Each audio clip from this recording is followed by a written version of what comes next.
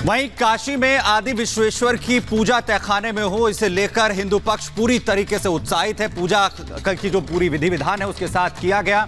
वहीं व्यास तहखाने में पूजा के खिलाफ अब मुस्लिम पक्ष की तरफ से बंद बुलाया गया। ये बड़ी खबर आपको बता रहे हैं। जिस तरीके से इससे पहले कोर्ट का रुख भी मुस्लिम पक्ष ने तहखाने में तुरंत प्रभाव से पूजा बंद हो इसके लिए किया गया था, तो वहीं अब बंद का आह्वान यहां पर किया गया। वाराणसी बंद मुस्लिम पक्ष ने आज बुलाया है। व्यास तहखाने में पूजा के खिलाफ ये बंद का आह्वान मुस्लिम पक्ष की तरफ से किया गया है। मुस्लिम पक्ष जब सुप्रीम कोर्ट पहुंचा तो हाई कोर्ट जाने के लिए जो है सुप्रीम कोर्ट की तरफ से कहा गया कि इस पूरी याचिका को लेकर आप सबसे पहले हाई कोर्ट जाइए, सीधा सुप्रीम कोर्ट आने की जरूरत नहीं। और वहीं मुस्लिम पक्ष आकर कैसे इसका विरोध कर रहा है, इसके चलते अब वाराणसी बंद बुलाया गया है। तो तहखाना खुल गया है, हिंदू खुश है लेकिन मुस्लिम पक्ष नाराज है और इसी वजह से बंद का आह्वान किया गया। और इसे देखते हुए सुरक्षा बढ़ा दी गई है, सुरक्षा कड़ी कर दी गई है। पूरे ज्ञानवापी परिसर के आसपास इंतजाम किए गए हैं और एहतियात बरती जा रही है ताकि किसी तरह की कोई गड़बड़ ना हो। आपको बता दें कि वाराणसी में पूरी तरह से अलर्ट पर है पुलिस। तहखाने में पूजा के बाद से नाराजगी सामने आ रही है क्योंकि मुस्लिम पक्ष इसके खिलाफ कोर्ट का दरवाजा भी खटखटा चुका है और आज बंद का आह्वान भी किया है। और हम पूरी खबर आपको लगातार बता रहे हैं इस वक्त क्या स्थिति है वाराणसी में, जानने के लिए चलते हैं। हमारी सहयोगी अंजलि हमारे साथ जुड़ गई है। अंजलि, क्या स्थिति है? पहले ये बताइए कि बंद का कोई असर दिख रहा है क्या आसपास? क्या जो ज्ञानवापी है परिसर के आसपास जो दुकानें हैं, क्या उन पर कोई असर है? क्या वो बंद है?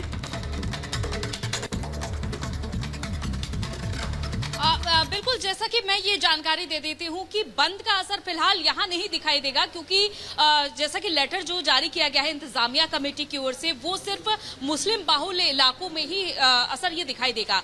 2 फरवरी को वही दुकानें बंद रखने की अपील की गई है जिसमें कि नई सड़क, दाल मंडी, नंदेसर और अर्दली बाजार शामिल है। तो जहां जो मुस्लिम बाहुल्य इलाके हैं वहां पर 2 फरवरी यानी कि आज के दिन बंद रखने का आह्वान किया गया है। और साथ ही साथ अब हम आपको यहाँ की तस्वीरें दिखा देते हैं क्योंकि आपको ये भी जानकारी दे देते हैं कि फिलहाल हम ज्ञानवापी परिसर से 2 बैरियर आगे यहाँ पर हैं क्योंकि वहां पर भी मीडिया कर्मियों को खड़े होने की इजाजत नहीं है। आपको जरा तस्वीरें दिखा देते हैं। आप देख पा रहे हैं कि ये दूसरा बैरियर है ज्ञानवापी मंदिर तक पहुंचने के लिए। फिलहाल जो भी दुपहिया वाहन पहले जाया करते थे उन पर भी रोक लगा दी गई है। साइकिल भी नहीं लेकर आम आदमी जा सकते हैं और पूरी तरीके से सघन चेकिंग पूछताछ के बाद ही लोगों को आगे बढ़ने दिया जा रहा है दर्शन करने के लिए भी। और जिनके रास्ते यहाँ से जो अपने घर होते हुए जाएंगे उनके लिए भी यहाँ पर फिलहाल के लिए पाबंदी लगाई गई है। आप देख सकते हैं कि यहाँ पर लगातार पुलिस फोर्स की तैनाती बढ़ रही है धीरे धीरे करके, जैसे जैसे 1 बजे का समय करीब आ रहा है। और जो लेटर इंतजामिया कमेटी की ओर से जारी किया गया उसमें भी यही कहा गया है, अपील की गई है कि मुस्लिम तो बंद का ज्यादा असर जो है वो अंजलि नहीं दिख रहा है। लेकिन ये भी बताइए कि क्योंकि कल से जिस तरीके से पूजा की शुरुआत हुई, मंत्रोच्चारण के साथ, विधि विधान के साथ पूजा की गई, लोग ये इंतजार कर रहे थे उन्हें कब दर्शन के लिए मौका यहां पर मिलेगा। क्या वहां पर जो तमाम श्रद्धालु हैं क्या वो भी पहुंच रहे हैं? कितनी संख्या में पहुंच रहे हैं, जरा आप बता सकें? बिल्कुल, श्रद्धालुओं को देखिए लगातार पहुंचना जारी है। और सबसे बड़ी बात, जब हमने कल लोगों से बातचीत की, क्योंकि अभी तहखाने में किसी को भी जाने की अनुमति नहीं है सिवाय मुख्य पुजारियों के। और जो हम आपको बता देते हैं कि दर्शन सिर्फ बाहर से ही किए जा सकते हैं। जो बैरिकेड पहले लगा हुआ था नंदी जी के सामने, उस बैरिकेड को खोल दिया गया है। यानी कि जब मंदिर से एक गैलरी से गुजरेंगे तो ठीक अगर हम देखा जाए तो नंदी के ठीक सामने वो बैरिकेड लगा हुआ था जिसे खोला गया है, जहां से वो तहखाने के दर्शन करके आगे बढ़ रहे हैं। अभी तहखाने में किसी को भी जाने की इजाजत नहीं है, सिर्फ मुख्य पुजारी ही 4 समय की आरती कर सकते हैं जो कि सुबह 3 बजे से ही शुरू हो जाती है और रात 10:30 बजे तक आखिरी आरती होती है शयन काल तक। तो इसके अलावा किसी को भी वहां पर जाने की अनुमति नहीं क्योंकि वो रेड जोन में आता है। अब हम जरा लोगों से बातचीत करने की कोशिश करते हैं। जरा कैमरा पैन करिएगा संजीव, आइए लोगों से जानते हैं क्योंकि देखिए आज काफी अहम दिन है। आज जुमे की नमाज भी है और साथ ही साथ व्यास जी का तहखाना भी पूजा अर्चना के लिए खुल चुका है। क्या कहेंगे इसको लेकर? सबसे पहले तो मैं उत्तर प्रदेश की प्रशासनिक व्यवस्था को धन्यवाद देना चाहता हूँ कि इतनी सारी व्यवस्था होने के बाद भी कितनी सारी व्यवस्था किया हुआ है। और यही अगर बिहार का डिफरेंस देखा जाए तो वहाँ पे आगे भी लोगों से बातचीत करते हैं। देखिए यहाँ पर अभी लोग बहुत जल्दी में आगे बढ़ रहे हैं। क्या कहना चाहेंगे आप सुरक्षा व्यवस्था को लेकर के, क्योंकि व्यास जी तहखाना भी मंदिर में खुल चुका है और साथ ही साथ जुमे की नमाज भी है। हाँ, सुरक्षा व्यवस्था बहुत अच्छी चल रही है। बहुत अच्छी चल रही है। मोदी जी ने बहुत अच्छी सुरक्षा व्यवस्था बनाई हुई है। कुछ कहना चाहेंगे आप? क्योंकि सुरक्षा व्यवस्था को लेकर कुछ कहना चाहेंगे, क्योंकि दोपहिया वाहनों के आने जाने पर भी सुरक्षा व्यवस्था तो बहुत अच्छी है, बहुत अच्छी। खुश हैं हम लोग, बहुत खुश हैं।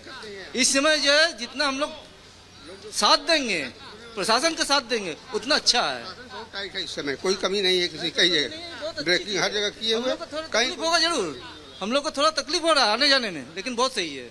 प्रशासन बहुत सही कर रहे हैं, ये जरूरी है।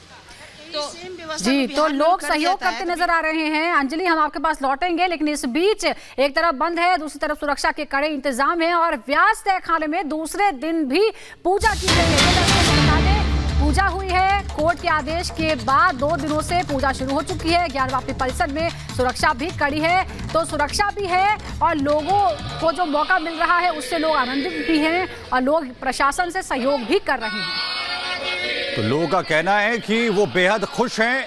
व्यास तहखाने में जिस तरीके से पूजा अर्चना शुरू हो चुकी है कोर्ट के आदेश के बाद, और जैसा अंजलि यहां पर जानकारी दे रही है कि सुबह से ही जो पूजा की पूरी विधि विधान है वो शुरू हो जाते हैं और शयन काल तक जो आरती है वो यहां पर होती है।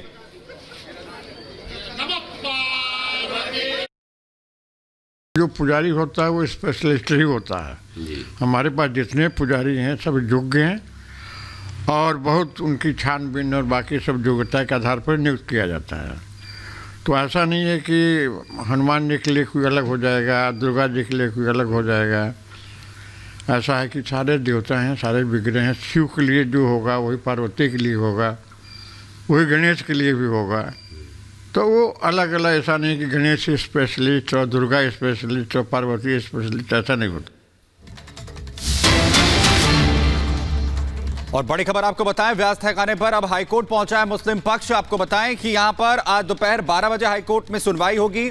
इलाहाबाद हाईकोर्ट की सिंगल बेंच अब इस मामले को सुनेगी। पूजा के अधिकार को हाईकोर्ट में यहां पर चुनौती दी गई है। व्यास तहखाने में जिस तरीके से पूजा का जो अधिकार है वो दिया गया है, पूजा अर्चना शुरू हो चुकी है और इसके खिलाफ सुप्रीम कोर्ट जाने के साथ ही सुप्रीम कोर्ट ने कहा कि हाईकोर्ट जाइए और हाईकोर्ट में अब मुस्लिम पक्ष पहुंचा है। आज दोपहर 12 बजे इस मामले को लेकर हाईकोर्ट के अंदर सुनवाई होगी। इलाहाबाद हाईकोर्ट की सिंगल बेंच जो है सुजाता, इस मामले को लेकर अब सुनवाई करेगी। और इस बीच एक और बड़ी खबर, हेमंत सोरेन को सुप्रीम कोर्ट ने झटका लगा है। सुप्रीम कोर्ट ने हेमंत सोरेन की याचिका सुनने से इनकार कर दिया। सुप्रीम कोर्ट ने याचिका सुनने से इनकार किया है। सुप्रीम कोर्ट ने हाई कोर्ट जाने के लिए कहा है। आपको बता दें कि अपनी गिरफ्तारी को चुनौती दी थी सुप्रीम कोर्ट में हेमंत सोरेन ने, लेकिन सुप्रीम कोर्ट ने कहा कि आप पहले हाई कोर्ट जाइए, हाई कोर्ट जाइए, ये कह दिया है। यानी सुप्रीम कोर्ट ने कोई सुनवाई नहीं की हेमंत सोरेन की। हेमंत सोरेन की तरफ से अपनी गिरफ्तारी को चैलेंज किया गया था सुप्रीम कोर्ट में और सुप्रीम कोर्ट ने कहा कि